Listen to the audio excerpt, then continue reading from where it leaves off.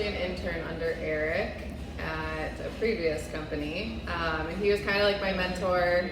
After my internship, we went separate ways for a little bit. I worked at a chiropractic clinic for a while, and then also independent assisted living facility. I ran a gym there for about 3 years. And then he reached back out to see if I wanted to join the team. So I've been here 5 years now. So awesome. What do you like about being a neuro-exercise specialist? It's the most rewarding job I could have imagined. Once I did my internship and I worked with the special populations community, I knew that's what I wanted to do right off the bat. I wanted something that I could see outcome measures in the sense that it was going to change somebody's life. And I think that's what we see with all of our clients. So they come through the door, we work hard to make sure that their daily living activities are as seamless as they can be, as safe as they can be, but also that their sessions are enjoyable. So I love that every day is different. We're able to really have freedom with what we want to do with our clients, the connections that we make with everybody. That's my favorite part. It's just being able to see those outcome measures almost always in the positive direction. That's awesome. Yeah. And so what's a piece of advice you give to your clients to inspire them? Yeah, it's part of our slogan, but to never give up. I think it's easy to throw in the towel in many different instances, but especially here, right? Like we try to challenge our clients in a bunch of different ways, whether it's balance, stability, agility, things that they're really struggling with on a daily basis, and it's easy to just revert back to those old habits. But I think trying not to give up and really focusing on like that short-term goal, moderate-term goal, long-term goal, right? What are the steps to get there? And keeping that focus. We like to have those short-term goals because they're achievable, right? Once you get to those short-term goals, we can move on to that next one. And so just keeping that motivation, never giving up, best advice I could give somebody. And they're usually very proud of themselves too, and that's good encouragement in itself. Okay. And then what is a piece of advice that you give to another coach too, or somebody else who's in the field? Somebody else who's in the field, advice is to be adaptable. Everybody that walks through the door is going to be completely different.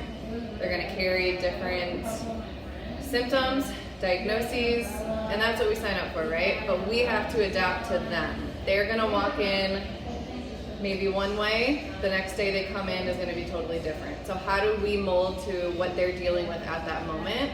You have to think on the fly, modify on the fly, and that's okay. But that's what keeps things fresh, right?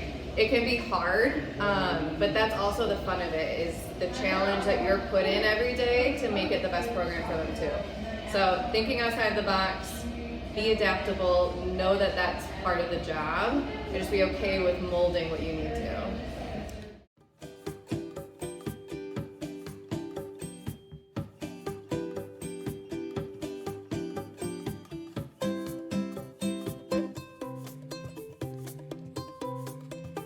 Food is for sure Italian food. I could eat pasta all day, every day. I also love sushi. So if there's sushi in our vicinity, I'm there. That's gonna be my favorite. Those two things, sushi and pasta. Give me all the carbs.